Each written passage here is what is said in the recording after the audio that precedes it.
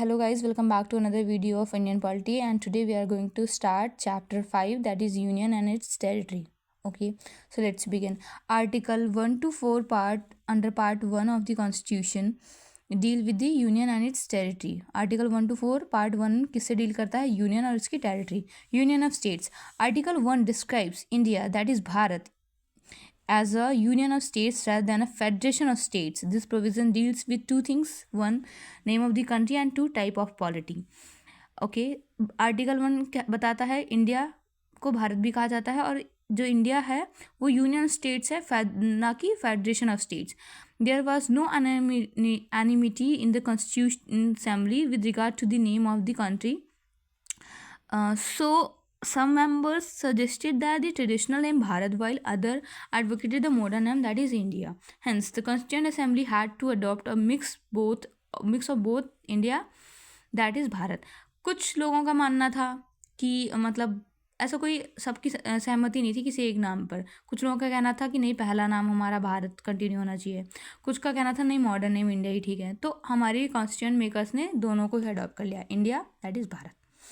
Secondly, the country is described as union, although its constitution is federal in structure.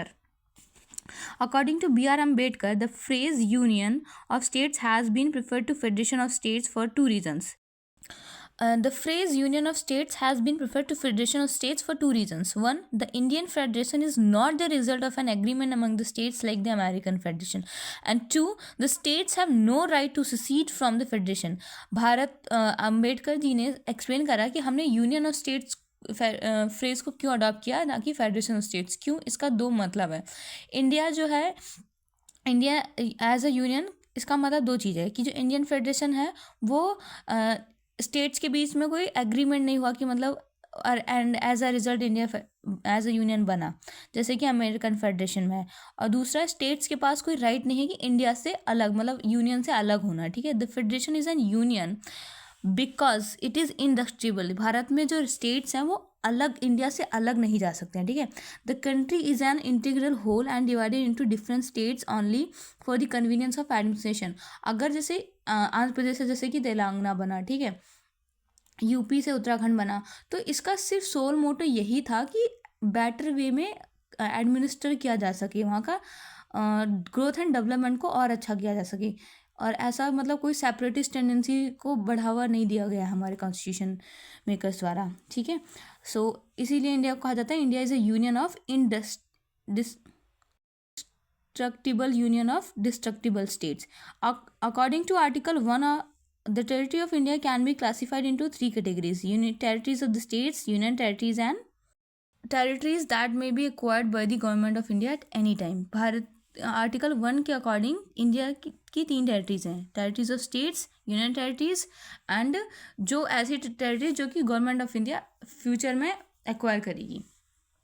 The name of states and union territories and their territorial extent are mentioned in the first schedule of the constitution.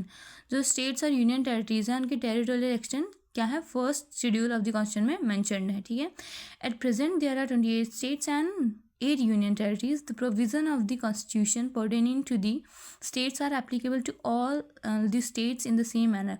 However, the special provisions under part 13 applicable to the states of Maharashtra, Gujarat, 21, Nagaland, some Manipur, Andhra Pradesh, Telangana, Sikkim, Mizoram, Arunachal Pradesh, Goa, and Karnataka override the general provisions relating to the states as a class. Further, the 5th schedule and 6th schedules contains separate provisions with respect to the administration of the scheduled areas and the tribal areas within the states. ये आगे भी आएगा. ठीक है. Notably, the territory of India is a wider expression than the Union of India, because the latter includes only states while the former includes not only states but also union territories and territories that may be acquired by the government of India at any future time. जो territory of India है वो wider expression है, और union of India क्योंकि जो territory of India इसमें union territories और other चीज़ें भी आती हैं, टेरिटरीज भी आती हैं जो कि इंडियन गवर्नमेंट फ्यूचर में भी एक्वायर कर सकती है. The states are the members of the federal system and share a distribution of powers with the center. The union territories and the acquired territories, on the other hand, are directly administered by the central government. देखो जो states हैं वो member हैं किसका, federal system का, और distribution of power है between centre and state. लेकिन जो यूनियन टेरिटरीज हैं, the union territories and acquire territories, ये जो है ये सेंट्रल गवर्नमेंट द्वारा डायरेक्टली एडमिनिस्ट्रेट होती हैं, ठीक है। यहाँ पे कोई distribution of power as it is नहीं है, except Delhi. Some powers are given to Delhi, ठीक है, that is also union territory, but here Delhi has its own, Delhi and Puducherry, these two union territories have their own legislature, sorry, I think Kashmir also. Being a sovereign, India can acquire foreign territories according to the modes recognized by international law, that is secession, following treaty, purchase, gift, lease or plebiscite, occupation, hitherto unoccupied. India जो है sovereign state है और foreign territories का acquire कर सकता है, जैसे कि कौन कौन से मोड्स को फॉलो करते हुए, जो कि इंटरनेशनल लॉ द्वारा रिकॉग्नाइज है। सेशन मतलब कि ट्रीटी हो, कोई परचेज कर लिया हो, किसी ने गिफ्ट दे दिया हो, हमने लीज पे ले लिया हो, या फिर प्लेबिसाइड वहाँ के लोगों का मत लेकर, या फिर ऑक्यूपेशन मतलब अब तक किसी उस टेरिटरी को रिकॉग्नाइज रूलर ने नहीं अक्वायर किया है। कॉन्क्वेस्ट और सब्जुगेशन, कॉन्क्वेस्ट भी कर सकता है, सब्जुगेट भी कर सकता है। Okay, for example India acquired several foreign territories such as Dadra and Nagar Haveli, Goa, Daman and Diu, Puducherry and Sikkim since the commencement of the constitution. The acquisition of these territories are discussed in later chapter. Article 2 empowers the Parliament to admit into the Union of India or establish new states on such terms and conditions as it thinks fit. This Article 2 grants two powers to the Parliament: the power to admit into the Union of India of new states and the power to establish new states. The first refers to the admission of states which are in already existence, while the second refers to the establishment of states which were not in existence before. Notably, Article 2 relates to the admission or establishment of new states that are not part of the Union of India. Article 3, on the other hand, relates to the formation of or changes in the existing states of the Union of India. In other words, Article 3 deals with the internal readjustment inter se of territories of the constitution states of the Union of India. And article 3 को सही अच्छे समझते हैं। Article 2 power देता है parliament of India को कि ऐसे स्टेट्स को इस्टेब्लिश करना जो कि पहले से एग्जिस्टेंस में नहीं है, ठीक है। और आर्टिकल 3 जो है, okay let's discuss this again. Article 2 relates to the admission or establishment of new states that are not part of the Union of India. Okay, same thing. Article 3, on the other hand, relates to this formation of or changes in the existing states of the Union of India. In other words, Article 3 deals with the internal readjustment.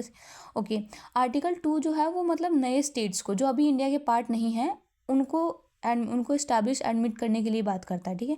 और article उन states को उनके formation को मतलब की बात करता है जो ऑलरेडी एग्जिस्टेंस में है। लाइक जो तेलंगाना वाला स्टेट है वो आर्टिकल 3 उसके अंदर आएगा, ठीक है। मतलब उसका वो ऑलरेडी नॉट रॉन्ग इससे डील करता है और मतलब आर्टिकल 3 इंटरनल रीएडजस्टमेंट से डील करता है, ठीक है। और आर्टिकल 2 जो स्टेट्स अभी एग्जिस्टेंस में नहीं है उनसे डील करता है, ठीक। Will continue our this chapter in our next video. Thank you.